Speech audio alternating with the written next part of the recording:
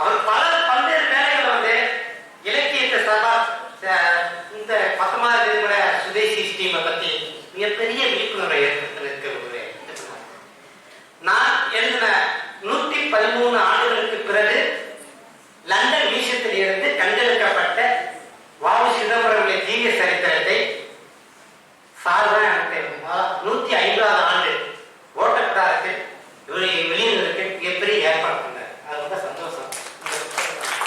அதான் நான் என்னன்னா தச்சேரா வந்தேன். நான் பேஸ்புக்ல எழுதுறேன். பேஸ்புக்ல எழுதுறது மூலமா பவுசி எழுதுறது மூலமா எனக்கு உணவுக்குள்ள ஒரு தொடர்பு ஏற்பட்டுச்சு. அப்படி ஏற்பட்ட தொடர்பு லண்டன்ல இருந்து ஒரு ஆள் வாலண்டியரா போன் பண்ணி சொன்னார், இந்த மாதிரி உங்களோட பேஸ்புக் தீவிர வாசியம் நாங்க அப்படின்னா உங்களுக்கு ஏதாவது ஒன்று ஹெல்ப் பண்ண அப்படின்னா நான் ஹெல்ப் பண்றேன் அப்படின்றாங்க. நான் அப்பதான் சொன்னேன், லண்டன் மியூசியத்துல 1908 வஉசியை பத்தி ஜீவிய சரித்திரம் இருக்கு. அந்த நூலில் நான் தமிழ்நாட்டில் வேற எங்கேயும் பார்க்கல. அப்படியே பார்த்தாலும் யாரும் காமிக்க மாட்டேங்க. அது பண்ணி கொடுக்க முடியுமான்னு கேட்டேன். எனக்காக போய் லண்டன் மியூசியத்தை போய் அவர் வந்து மெம்பர்ஷிப் போட்டு இம்மிடியா ஒரே வாரத்தில் எனக்கு அனுப்புனார். அது கரெக்டா வஉசி 150 ஆண்டு வந்த சமயம் அதை மிக சிறப்பாக வெளியிட்டு ஏற்பாடு பண்ணிருக்காங்க. அப்ப அந்த வகையில் எனக்கு அனுபவம் இந்த மேடையில நாங்கள் ஒரு முக்கியமான சொல்லலாம். நாங்கள் இந்த ஊருக்கும் சுதேசி இயக்கத்துக்கும் மிக முக்கியமான ஒரு தொடர்பு உண்டு. நம்ம தீப்பெட்டி ஆஃபீஸருக்கு தீப்பெட்டி முதல்ல கொண்டு வந்து 100 ஆண்டுகள் முடிந்திருக்கிறது. தீப்பெட்டி வந்து இன்னைக்கு சிவகாசிக்கு இன்ட்ரோடியூஸ் பண்ணி 100வது ஆண்டு முடிஞ்சு 91வது ஆண்டு போயிட்டு இருக்கு. அது சம்பந்தமா ஐயனார் காலேஜில் அருள்மொழி மேடம் கூட வந்திருக்காங்க. டாக்டர் அசோக் சார் கூப்பிட்டு இந்த மாதிரி 100 ஆண்டு அந்த தீப்பெட்டி வந்து நம்ம கொண்டாடுறது ஒரு சின்ன இது பண்ண முடியுமான்னு கேட்டாங்க. அதுக்கு நானும் தீப்பெட்டி ஒட்டி அப்படி வந்தவர் எனக்கு தெரியும். தீப்பெட்டி ஒட்டி படிச்சுக்கணும் வந்தது. இந்த தீப்பெட்டி இது சமூகமா இந்த ஊருக்காக சொல்றேன். 1923 இந்த அதை பயணம் பண்ணி இந்த டெக்னாலஜி கொண்டு வராங்க. அப்ப விம்கோன் ஒரு கம்பெனி இருந்தது, வெஸ்டர்ன் இந்தியா மேக்ஸ் கம்பெனி விம்கோன். எல்லா டெக்னாலஜியும் இவங்க கத்துக்கிறாங்க. பூர்ணச்சந்திர வாயுங்கிறவங்க நம்ம கல்கத்தாவில் ஒரு ஆட்டத்தை இது கத்துக்கிறாங்க. சண்முக நகரம் ஐயனார் கத்துக்கிட்டு இங்க வரும்போது ஒரு நல்ல ஐடியா கொடுத்து வருது. மிஷின் மூலமா இன்னைக்கு மிஷின்ல இது பண்றோம். 600 பேருக்கு கொடுக்கப்படுற வேலையை வந்து வெறும் 10 பேர்ல இன்னைக்கு ஒரு மிஷின் செஞ்சது. அந்த மிஷின் அப்பயே அவங்களுக்கு அந்த மிஷின் வந்தது. மிஷினையும் வாங்குறாங்க, ஜெர்மன்ல இருந்து இறக்குறாங்க. ஆனா இந்த பகுதிக்குள்ள ஒரு வறண்ட பூமியா இருக்கு. வேலை வாய்ப்பை கொடுக்கணும். 2வது சுதேசி தாக்கம். அப்ப இவரு அடிப்படையில் காங்கிரஸ். அப்ப செமி மெக்கானிக்ஸ் முடிஞ்ச அளவுக்கு கொண்டு போவான்னு பாக்குறாங்க. ஒரு மிஷின் செய்யற வேலையை வந்து ஒரு 7 பிரிவா பிரிக்கிறாங்க. 7 பிரிவா பற்றி 7 செக்ஷனா பற்றி வேலையை கொடுத்துட்டு அப்படி பண்ணும்போது பல பேருக்கு வேலை வாய்ப்பு கிடைக்குது. பல பேருக்கு டெய்லி இன்கம் இருக்குல்ல, அந்த இன்கம் கிடைக்குது. அதன் மூலமா கல்வி ஈஸியா இது பண்ணுது. அப்படி கொடுக்கப்பட்ட இது வந்து அந்த சுதேசி காத்து மூலமா தான் வந்தது அப்படிங்கிறத இதை சொல்லலாம். அப்பேற்பட்ட ஊர்ல இது பேசணுங்கிறது எனக்கு இன்னொரு கூடுதல் ஒரு சந்தோஷம். இப்ப நான் சப்ஜெக்ட் பாரு, கை நோவர் கால் நோவர் கல்லுடைத்து செக்கிலத்து ஐயன் ஊக்கமிடாது என்ற ஐயன் சிதம்பரம் அன்று சிறை சென்றினேன் இன்று சுதந்திரம் காண்பாய் சொல். அவர்களுக்கு முதற்கல் வணக்கத்தை தெரிவித்துக் கொண்டு இந்த உரையை நான் நினைக்கிறேன். அதாவது சொந்த போராட்ட தமிழர்னா இது மாத கணக்கில் பேச வேண்டிய சப்ஜெக்ட். ஏன்னா முடிஞ்சளவு சின்ன விஷயம் ஒரு ஏதாவது தொட்டு காட்டிட்டு போகலாம்னு நினைக்கிறேன். இங்க வந்து ஃபர்ஸ்ட் வாஸ்கோ ட காமா என்னைக்கு வந்து இறங்குறாரோ 1498 வந்து வாஸ்கோ ட காமா வந்து இங்க இறங்குறாரு. எதுக்காக இறங்குறான்னு தெரியல. உங்களுக்கு பத்திரம் தான், வேற ஒன்றும் இல்லை.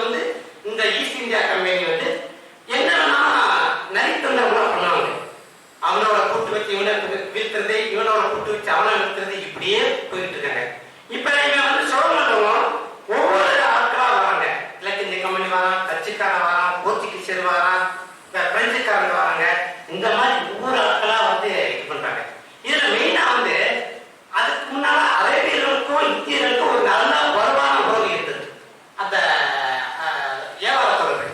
ஆனா அரேபியர்களுடைய உறவு விற்கிறாங்க டாமினா இருக்கும்போது போர்ச்சுகீசியர்கள் என்ன நினைக்கிறாங்கன்னா, ஒண்ணு நாம வந்து அவங்க விற்கிற விலைக்கு விட நாம குறைச்சு விற்கணும், அப்ப அதுக்கு பொருள் முதல் இருக்கணும்.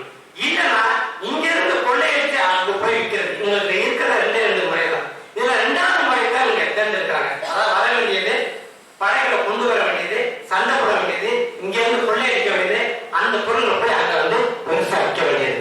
இந்த தாற்பயத்துல அவங்க போய் மிகப்பெரிய வணிகத்தை வந்து தொடர்ந்து கொண்டு போயிட்டே இருக்காங்க. இதோட இதுவா பாத்தீங்கன்னா 1758 பிளாஸ்டிக் பொருள் தான் மெயினா என்ன பண்றாங்கன்னா, இங்க உள்ள கம்பெனிகள்ல வந்து இந்த படை வீரர்கள் இருக்காங்க, இந்த படை வீரர்களுக்குள்ள நம்மால வச்சு நம்மள குத்திக்கிறதா வேலை நடந்தது. நாமளும் ஈட் ஆயிட்டோம். அப்ப இது அதுல என்ன பண்றாங்கன்னா, அந்த பிளாஸ்டிக் பொருள் வந்து இங்க உள்ள இந்திய முதலாளிகளை கரெக்டா அங்க உள்ள தளபதியை மீர்ஜாபர் வந்து கரெக்டா கனெக்ட் பண்ணி லஞ்சம் கொடுத்து அதை வந்து ஜெயிக்க வேண்டியதை வந்து நாம வந்து தோற்கிற அளவுக்கு ஆகும்போது அவங்க கைக்கு ஆட்சி வந்து, அப்ப அவங்க நினைச்சபடிலாம் வரிகள் கண்ணா அப்படின்னா வரி வெவ்வேறு சிஸ்டங்களை போட்டு வரிகளை போடுறாங்க. இப்ப இந்த குமிழி அரசுல மெயினா வந்து என்னென்ன நடக்குதுன்னா, கண்ணா ஏகப்பட்ட வரி, எல்லா வரியில வந்து அது விளைஞ்சாலும் சரி விளையாட்டாலும் சரி கரெக்டா வந்து டிசம்பர் மாதம் நீங்க வரி கொடுத்தே ஆகணும். அதை பத்தி நம்ம கேர் பண்ணவே மாட்டாங்க. இப்ப இந்த மாதிரி வரி கொடுத்துருக்கிறாரு.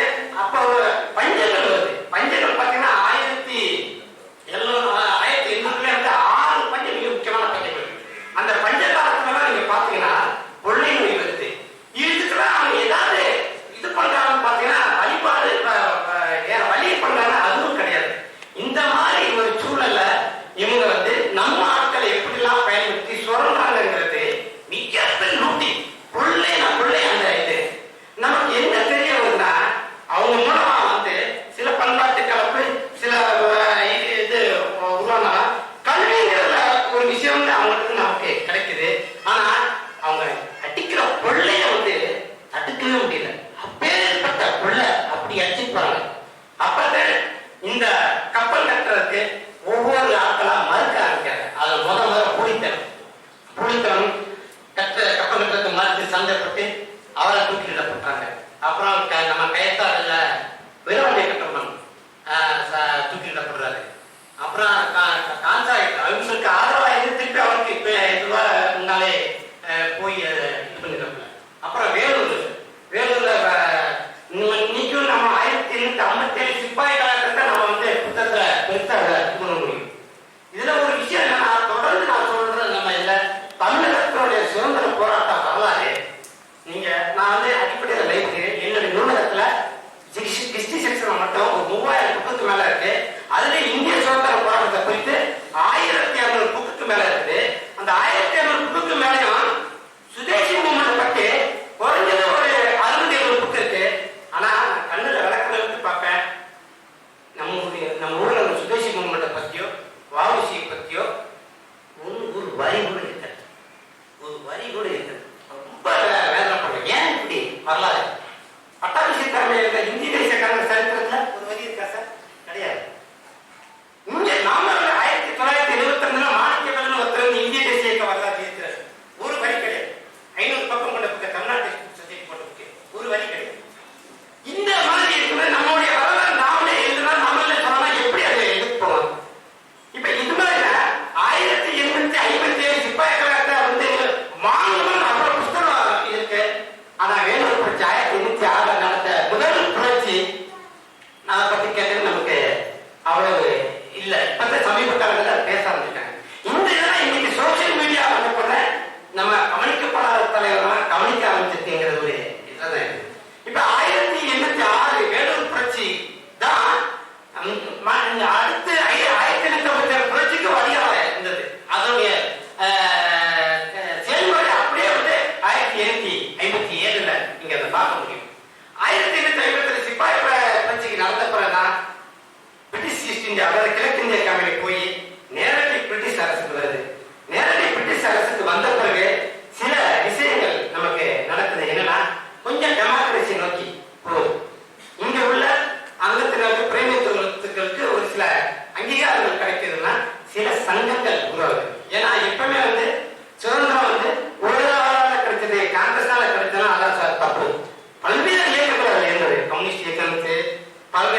சங்கங்கள் இருந்தது. அந்த மாதிரி வெவ்வேறு இதுல இருக்கும்போது நமக்கு பல்வேறு சங்கங்கள் அதை நோக்கி கொண்டு போகுது. அதாவது என்னன்னா மக்கள் கருத்து, பப்ளிக் ஒப்பீனியன் அப்படிங்கிற ஒரு விஷயம் இருக்குல்ல, அந்த விஷயத்த நீங்க பாத்தீங்கன்னா 1857க்கு பிறகு, அதுக்கு முன்னாடி ட்ரிப்ளிகன் லிட்டரரி சொசைட்டின்னு சொல்லிட்டு சீனிவாச பிள்ளைன்னு ஒருத்தர் ஆரம்பிக்கிறார். அதுல நம்ம ஜி சுப்பிரமணிய இந்த மாதிரி ரகுநாதராவ் இந்த மாதிரி ஆட்கள்லாம் அதுல இருக்கிறாங்க. இப்ப இவங்க என்னன்னா மக்களை எப்படி அரசியல்படுத்துறது, மக்களை எப்படி அரசியல்படுத்துறதுன்னா இங்க இவங்க அடிக்கிற கொள்ளை எல்லாம் இருக்குல்ல, அது வரைக்கும் மக்கள் பொதுமக்கள் என்ன நடக்குதுன்னு தெரிய மாட்டேங்குது. நம்ம ராவணா ஆண்டா என்ன, ராவணா ஆண்டா யார் ஆண்டா என்ன அப்படிங்கிற மாதிரி போக்குவரத்துனா எஜுகேஷன் இல்லாதனால, அப்ப அந்த எஜுகேஷன் இல்லாதனால எவ்வளவு கொள்ளை இருக்கிறது தெரியாத அளவில் இருக்கும் போது இப்ப வில்லியம் டிக்பி பஞ்சங்களை பற்றி அதனுடைய விஷயங்களை ஃபுல்லா வெளியில கொண்டு வர தாதாபாய் நவரோஜி நம்முடைய எக்கனாமிக் நேஷனலிசம் ஒரு கான்செப்டை கொண்டு வராங்க. இந்த மாதிரி எல்லாம் நம்ம இதுல இவ்வளவு இது பண்ணியிருக்காங்க அப்படிங்கிறத கொண்டு வராங்க. இந்த புத்தகங்களை இந்த மாதிரி சங்கங்கள் மேல எடுத்துட்டு போகுது. அதுல மெட்ராஸ் நேட்டிவ் அசோசியேஷன் ரொம்ப முக்கியமானது. அப்ப அந்த மெட்ராஸ் லட்சுமி நரசு செட்டி அப்படிங்கிறவங்க அவர் பொதுமக்களை எப்படி அரசியல்படுத்துவது அப்படிங்கிற ஒரு கான்செப்டை பல்வேறு விஷயங்களை கலந்து கொண்டு போயிருக்கான ஒரு இதுவா அடுத்து எடுத்து போறாங்க. மெட்ராஸ் நேட்டிவ் அசோசியேஷனுக்கு அடுத்து அதனுடைய வளர்ச்சி 1885ல ஆலன் ஆக்டும் ஏரோப்பியும் இந்திய தேசிய காங்கிரஸ் ஒரு அமைப்பு கொண்டு வர. இந்த இந்திய தேசிய காங்கிரஸ் அமைப்புல அப்ப பெரும்பாலான நாட்கள் ஆங்கிலத்திலே பேசி ஆங்கிலம் தெரிஞ்ச மக்கள்கிட்ட தான் அணுவாங்க. அவங்க ஒரு இண்டெக்ஸ் செஷன், சம்மர் செஷன் கூடி அன்னைக்கு எங்களுக்கு இந்த மாதிரி விஷயங்கள்லாம் பண்ணி கொடுத்துருங்க அப்படின்னு சொல்லி எழுதி கொடுப்பாங்க. எழுதி கொடுக்கறத அவங்க பார்த்து செய்வாங்க. இந்த மாதிரியான ஒரு மனு போட்டு தன்னோட உரிமைகளை வாங்குற ஒரு விஷயமா தான் அப்ப இருந்துச்சு. அதுலதான் முதல்ல மூப்பன் ஆசாரி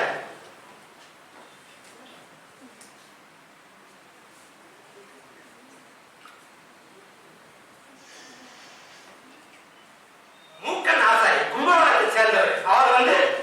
அவர் ஆசாரி, கைவினை கலைஞர் ஆசாரி. அவர் முதல்ல தமிழ்ல தன்னோட குறைகளை பேசுறதுக்கான ஒரு இதுவா அந்த இந்திய தேசிய காங்கிரஸ்ல இதுல பேசுறாரு. நமக்கு தெரிஞ்சு முதலில் தமிழில் தன்னுடைய எங்களுக்கு என்ன இந்த நாட்டுல கைவினை தொழிலெல்லாம் நசிஞ்சு போயிருக்கு, அதை என்ன மாதிரி பண்ணணும் அப்படிங்கறது தமிழ்ல பேசுறாரு. அத இந்திய தேசிய காங்கிரஸ் மிக முக்கியமான ஆவணமா அதை மதிச்சு அவங்களுடைய வெர்னாக்குலர் லாங்குவேஜ்ல இதை கொண்டு போறத மற்றவங்களுக்கு தெரியும் அப்படிங்கிற ஒரு கான்செப்ட் மூக்கன் ஆசாரி அந்த இந்திய தேசிய காங்கிரஸ் மூலமா ஆரம்பிச்சது. அதுக்கடுத்து ஜி சுப்பிரமணியன்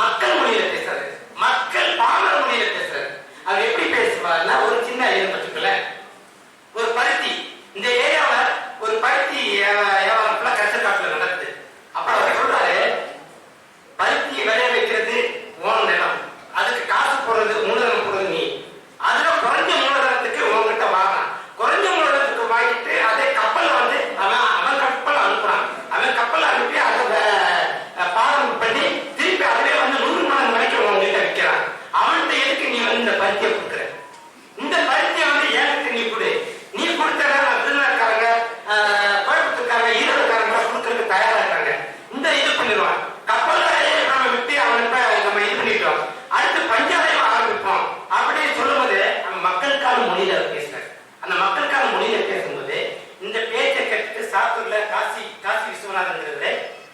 பத்ராயத்து போறாரு. இதை பார்க்க எப்படி இருந்திருப்பாங்க? பத்ராயத்துல இந்த பேச்ச அப்படியே அவச்சு என்ன மாதிரி பேசுறாரோ அதை அப்படியே அங்க உள்ள ஒரு 2000 இளைஞர்கள் பேசும்போது எல்லாரும் வந்தே மாதிரி இளைஞர்கள் கத்துறாங்க. அந்த தாக்கம் வந்து இந்த ஏரியா ஃபுல்லா ஒரு அதிர்வு உண்டாயிருக்கு, அந்த அதிர்வலை உண்டாயிருக்கு. அப்ப அந்த ஆவுசியோட அந்த பொதுமை கலாச்சாரம் ரொம்ப மிக மிக முக்கியமான ஒரு இதா நம்ம பார்க்கப்படுது. அந்த பொதுமை கலாச்சாரத்துக்கு முன்னாடி அவர் பண்ற விஷயம் என்னன்னா, தன்னை வந்து ஒரு தலைவன் தன்னை முதல் மாத்திக்கணும்ல, அதை வந்து அவர் மாத்திக்கிறார். இப்ப சுதேசின்னு வாயில சொல்லுங்க, அவர் சுதேசியாவே மாறுறது தன்னை வந்து கலப்பி கொடுக்கிறார். எப்படின்னா இப்ப பாருங்க, ஒரு கண்ணாடி இருந்தா இந்த கண்ணாடி ஐரோப்பிய பிராயத்தை பண்ணுறது அந்த கண்ணாடியை போட மாட்டேன்.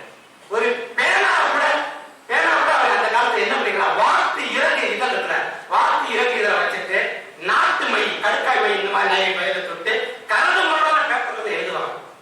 அப்ப ஒரு சுதேசி சொல்லிடலாம், அந்த சுதேசிய வாழ்றது இருக்குல்ல அதை வந்து வாழ்ந்து காமிக்கிறாரு.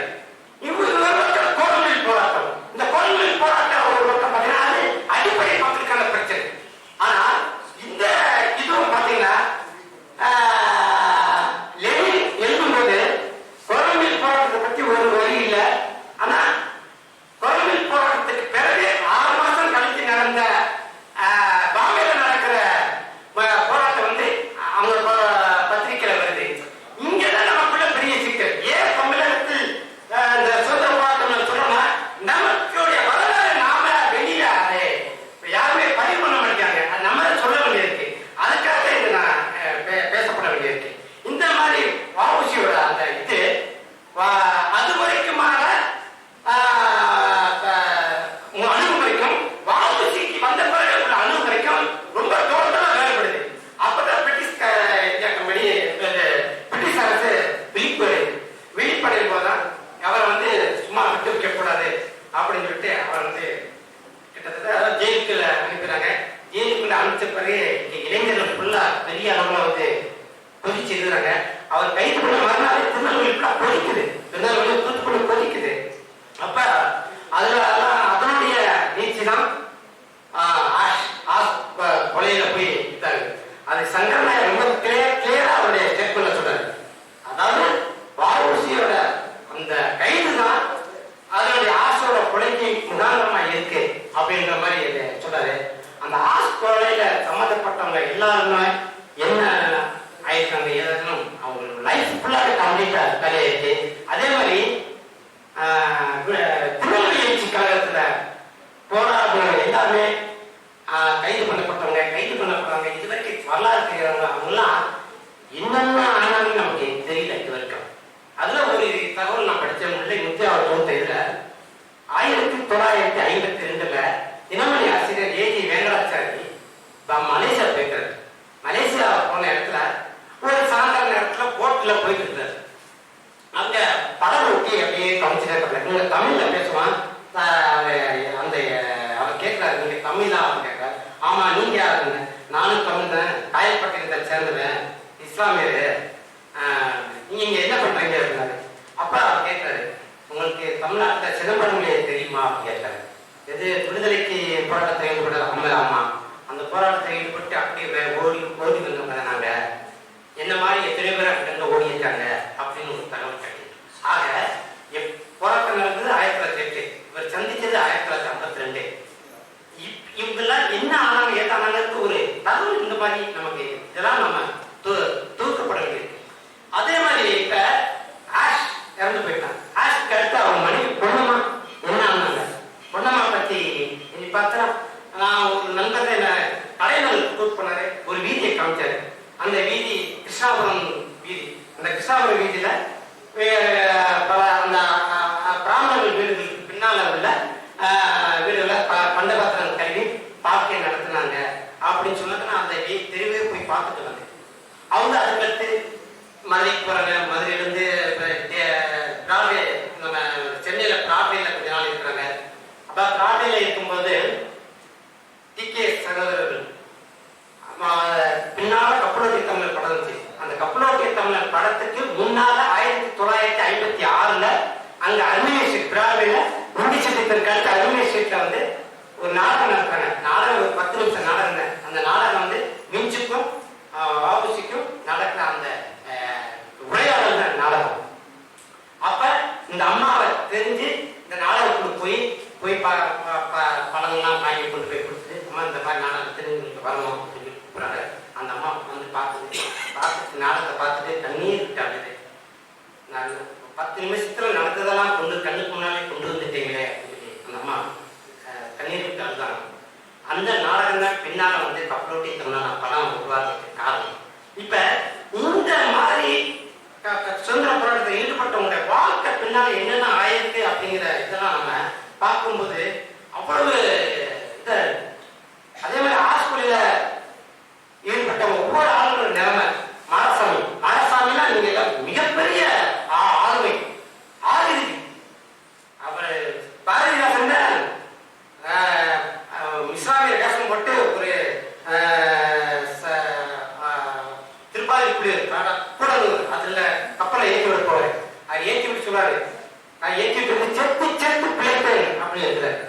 அந்த பாலசாமி 1911 ஆஸ் கொலைக்கு பிறகு போன ஆளு இன்னைக்கு வரைக்கும் என்ன ஆனாலும் ஏதானாலும் தெரியல. சாமியார் அங்கிருந்து சாமியாரா சுத்தி இருக்கிறது. அதுல ஒரு தகவல், உங்க பிரார்த்தனையில ஒரு பாப்புலர் டிரான்ஸ்போர்ட் நான் ஒரு 6 மாதத்துக்கு முன்னதாக ஒரு பார்சல் அனுப்பியிருந்தேன் அப்படின்னு அதை எனக்கு இது பண்ண முடியுமான்னு கேட்காங்க. என்ன 6 மாசம் கழிச்சு நான் எப்படி கொடுக்க முடியும் அப்படிங்கிறா. நான் அனுப்புறதுக்கான இது வச்சிருக்கேன், அதை காமிக்கிறது. அதை வாங்கி பார்க்கறாங்க. இருங்க பார்த்து இதாக இருக்கும் நான் பார்த்துட்டு சொல்றேன்னு போய் பார்த்துட்டு எடுக்கிறாங்க. அப்ப அவர் கையில ஒரு பச்சை குத்து இருக்கிறது. அந்த பச்சை குத்துறது வந்து அப்ப அவர் அந்த 1940 சுதந்திர அடைவதற்கு முன்னாடி வரைக்கும் அப்பப்ப விளம்பரம் ஆகும். இந்த பச்சை குத்தி வந்து கண்டா தெரிவிக்கணும் அப்படின்னு சொல்லிட்டு அந்த பச்சை குத்துறத அவர் பார்த்துருக்காங்க. பார்த்தாலும் கேட்கிறாங்க. அந்த இதுல இருந்தவர் வேற யாரும் இல்ல, அவருடைய மாரசாமியோட சகல கோபுரர். அவருக்கு தெரியுது இவர்தான் அப்படின்னு சொல்லிட்டு. ஆனா கேட்கறதுக்கு தயக்கம். அப்புறம் சற்று கோவப்பட்டு நான் கேட்க வர மட்டும் கொடுங்க அப்படின்னு சொல்லிட்டு அந்த பெட்டை பார்த்தா அந்த பெட்டில எடுத்து போட்டு உடனே கிளம்பிட்டார். அடுத்தடுத்து என்ன ஆனாரு? அதுக்கடுத்து அவரை பத்தி ஒரு தகவல் என்ன, ஈரோட்டு ஆஸ்பத்திரியில அவங்க பையன் உடம்புக்கு முடியாம படுத்துருக்கான். அதை போய் பார்க்க போறாரு. அந்த பார்த்த இடத்துல வந்து ஜன்னலந்து பார்க்கறாரு. உள்ளுக்குள்ள கூட போற. அதுக்குள்ள அவங்க மனைவி சிதம்பரத்தமார் இப்படி திரும்பி பார்க்கவங்களே போயிடாரு. ஏன் 1947 சுதந்திரம் அடைஞ்ச பிறகு அந்த மனுஷன் எதுக்கு ஓடிட்டே இருக்கணும்? ஏன் தன்னை வெளிப்படுத்தாம இருக்கணும்? அந்த மாரசாமியோட வரலாறு நம்ம கொண்டு வந்திருக்கோமா? அந்த மாரசாமியோட வாழ்க்கைக்கு என்ன ஆகுது? அப்படி இதெல்லாம் நம்ம வந்து நம்ம கவனப்படுத்த வேண்டியிருக்கு. இது நான் எழுதப்பட்ட செய்திகளை விட ஏராளமான செவிவழி செய்திகள் போக்குவரத்து ரொம்ப முக்கியமானது. அந்த செய்தி உண்மையற்றதா அப்படின்னு நம்ம அதை பார்க்கலாம். அப்படி அந்த மாதிரி விஷயத்துல பல்வேறு செய்திகள் கிடக்குது. நீங்க தூத்துக்குடியை சுத்தி போனா இப்ப கலவரம் மார்ச் அதாவது திருநெல்வேலி எழுச்சி மார்ச் 11 நடந்து முடிஞ்சு ஆளாளுக்கு ஓடினாங்கன்னா ஓடின பிறகு மறுநாள் அந்த ரிங் மாஸ்டர் அதாவது கலவரத்துக்கு லீட் பண்ண குருணாலயம் வந்து மறுநாள் பிடிபட்டு உள்ளுக்கு போறாரு. போய் பாவசிட்ட சொல்றாரு நடந்த விஷயம்லாம். பாவசி கேட்டாங்க, இந்த போராட்டத்தை ஈட்டு விட்டாங்க அவங்க ரெண்டு ஒழுங்குட்டாங்க, சாப்பாட்டுக்கு என்னையா பண்ணுவான்னு கேட்டாங்க. இது வந்து ஒரு போக்குவரத்து செய்தி தான். ஆனா இந்த செய்தியோட சாராம்சம் என்னன்னா, அப்ப இதுக்கு முன்னாடி குலசேகரப்பட்டினத்தோட ஒரு பெரிய வழக்கு ஒண்ணு நடக்குது. அப்ப அவங்க என்ன பண்றாங்கன்னா, அந்த ஒளிஞ்சிறவங்களுக்கு வந்து கொஞ்சமா சாப்பாடு கொடுக்குற பழக்கம் உண்டா. அந்த மெத்தடா என்கிட்ட சொல்றாங்க. ஒரு துண்டிச்சீட்டு கொடுத்து எங்க இருக்காங்களோ அந்த பகுதியில இது ஒரு கல்லு வந்து மூடி. இதுக்கு முன்னாடி குலசேகரப்பட்டினத்தோட ஒரு பெரிய வழக்கு ஒண்ணு நடக்குது. அப்ப அவங்க என்ன பண்றாங்க, அந்த ஒளிஞ்சிறவங்களுக்கு வந்து கொஞ்சமா சாப்பாடு கொடுக்குற பழக்கம் உண்டா. அந்த மெத்தடா என்கிட்ட சொல்றாங்க. ஒரு துண்டிச்சீட்டு வெளியில கொண்டு போய் கொடுத்து எங்கெங்கெல்லாம் ஒளிஞ்சிருக்காங்களோ அந்த பகுதியில திடீர்னு ஒரு கல்லு வந்து ஊனி வைக்கி. அந்த கல்லுல ஊனி வச்சு சந்தனத்தை தெளிச்சு இதை தெளிச்சு ஒரு சொலவுல வந்து அரிசி பருப்பு புளிய வச்சிரு. அவன் எடுத்து உள்ளுக்குள்ள வச்சு சாப்பிட்டு முதல்ல சாப்பிடணும்.